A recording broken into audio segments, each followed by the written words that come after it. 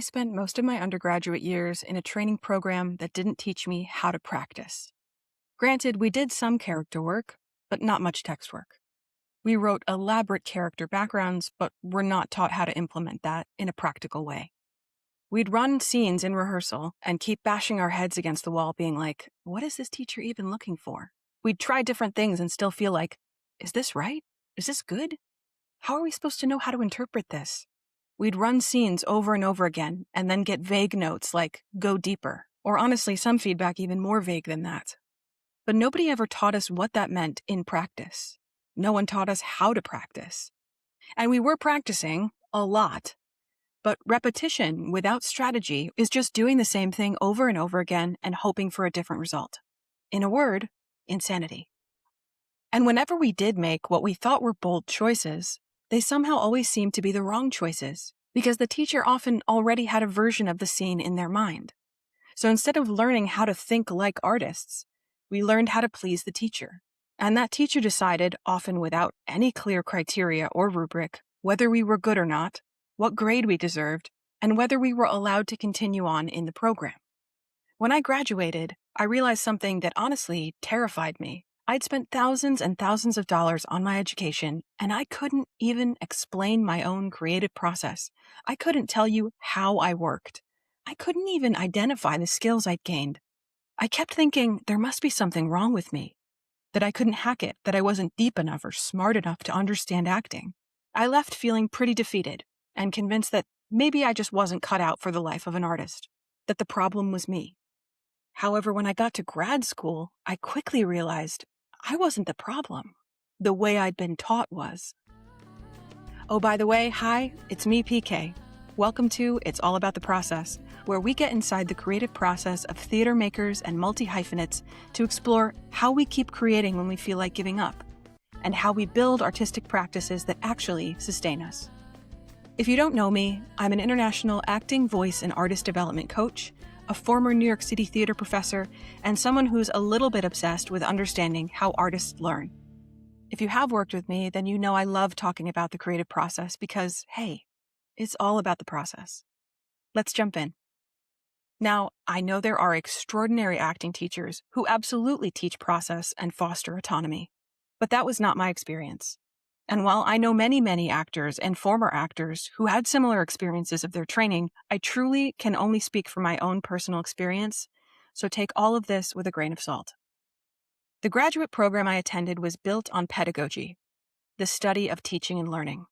Until then, I'd spent years learning acting and voice and movement without ever understanding how learning itself actually works. And as I studied educational theory, motivation, assessment, feedback, skill acquisition, I began looking back at my undergraduate training with completely different eyes. I realized that many of the teachers I'd worked with were wonderful actors, but teaching and acting are different professions. Being exceptional at something doesn't automatically mean that you understand how to translate that to someone else. That realization changed everything for me. It's like the first time you see your parents as people instead of just your parents. Suddenly I could separate being a skilled artist from being a skilled teacher. For years I'd believed that my teachers were the authority on whether or not I had what it takes. I never stopped to question whether the way I was learning was actually helping me grow. And that's when I became obsessed with one question. How do artists actually get better? I could have done what I watched so many of my classmates do. I could have quit. Not just quit acting and find some other profession, but actually walk away from being an artist altogether while also carrying a resentment I couldn't quite explain. But instead, I pivoted, and I went to therapy. I became fascinated with pedagogy, skill acquisition, and the artistic process itself. I made it my personal mission to become the teacher I wished I'd had in undergrad. Someone who could provide actors with practical, repeatable tools so they weren't dependent on the subjective opinion of an authority figure to tell them whether their work was good or not. I wanted my students to have agency as artists. Once I understood how people actually learn, I realized what had been missing from so much of my training. There wasn't a pedagogical framework underneath it. There also wasn't clear criteria for assessment, no guidance for self-assessment, no structured progression of skills to be acquired, and no repeatable process for development. I have watched so many actors leave training programs feeling ashamed, burnt out, or convinced they simply didn't have what it takes without really understanding what skills they need or how to keep developing as they make a life in the arts. One of the biggest ideas that transformed my thinking came from psychologist Kay Anders Erickson and his research on deliberate practice.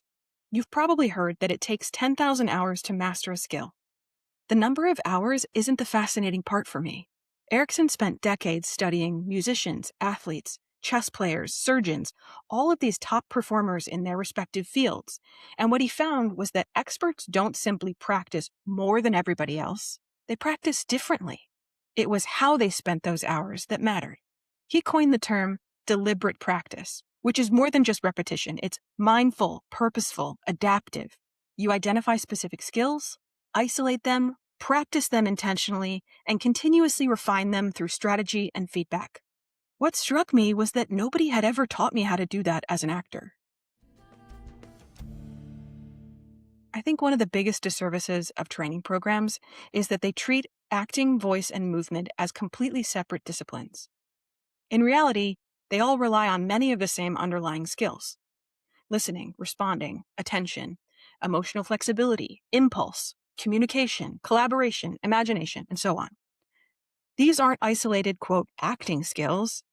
They're foundational skills that cut across every aspect of performance. But if the point of entry is, I need to become a better actor, there's nothing concrete to practice. And when actors think they need to practice, they usually think more rather than better or differently. We already have the term meta-learning, right? Thinking about how we learn. But I keep coming back to another idea that I think of as meta-practice. Thinking intentionally about how we practice. Designing practice so it actually fosters real growth. Now, Erickson defined deliberate practice into two parts. And I, similarly, will be doing this solo talk in two parts. Today, we'll just focus on the first component, which is breaking down the skills into smaller parts and practicing these parts repeatedly. Now, I know that this sounds pretty obvious because it's what you do with any technical skill, like choreography, for example. You learn the individual steps, you string them into phrases, and you run it until it's in your bones. But for me, it's the how that I'm interested in unpacking today.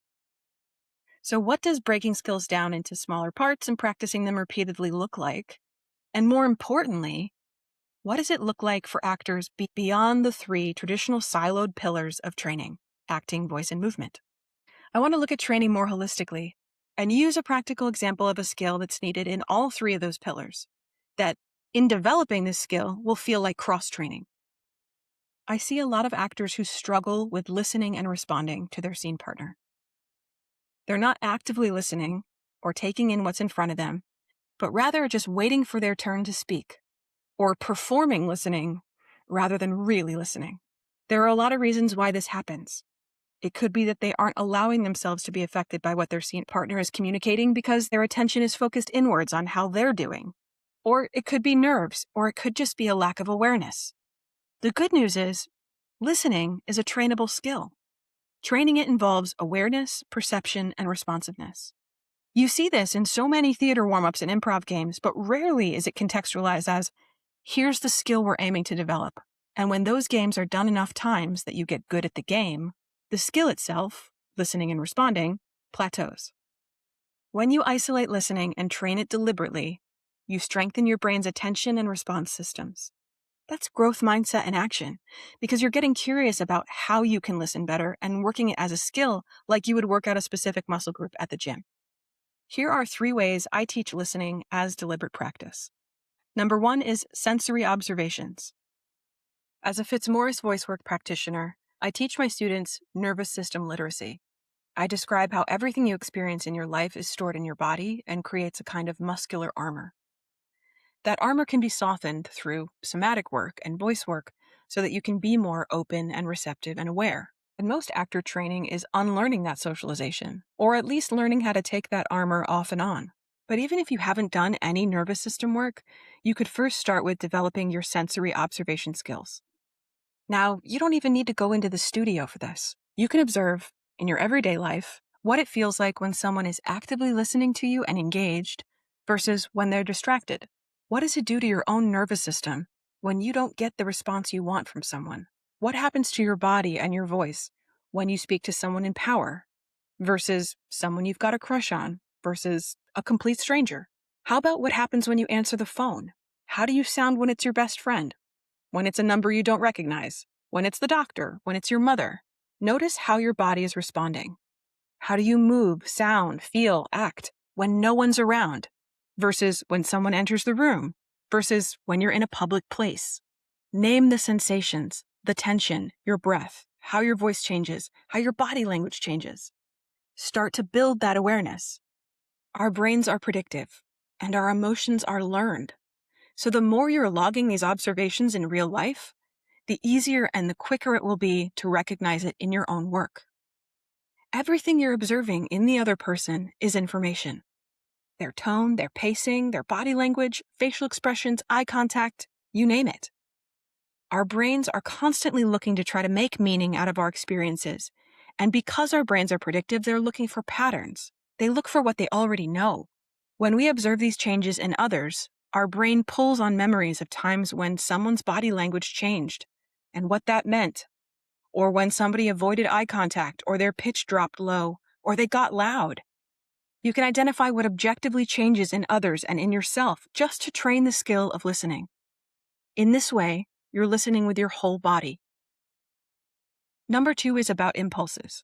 One paradox of acting is that it has to seem like you're hearing these words for the first time every time, and it has to seem like your words are coming from you for the first time every time.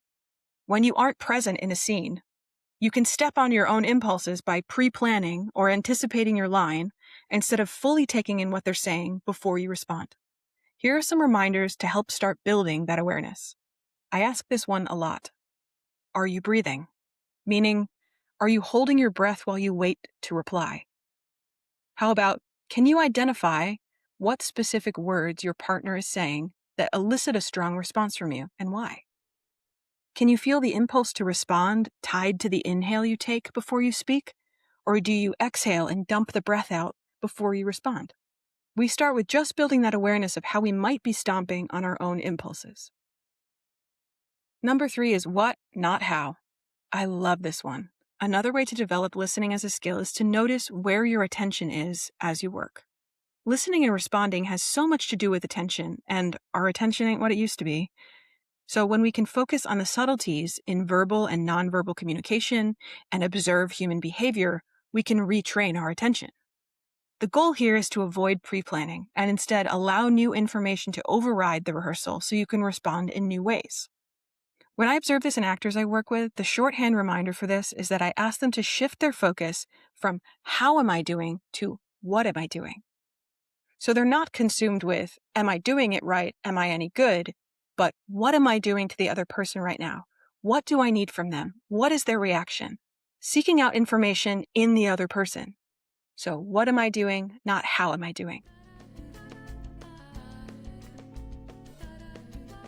When I left undergrad, I thought I wasn't cut out to be an artist. Maybe you felt this way too. Turns out, I just hadn't learned how to practice.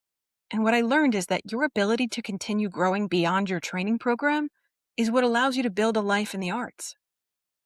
So I want to invite you to look at your own practice. Not judge it, just get curious. How is this practice helping me grow? Because that's where real artist development begins. We've got 2 more interviews with swings coming up this month, and then part 2 of this talk after that, where I'll dig into the second part of Erickson's work, strategy and feedback. If you want to stay in this conversation, you can find me on Substack, Instagram, and at pkmethod.com, where you can book a one-to-one. I'll leave the links below in the show notes. Thanks for listening.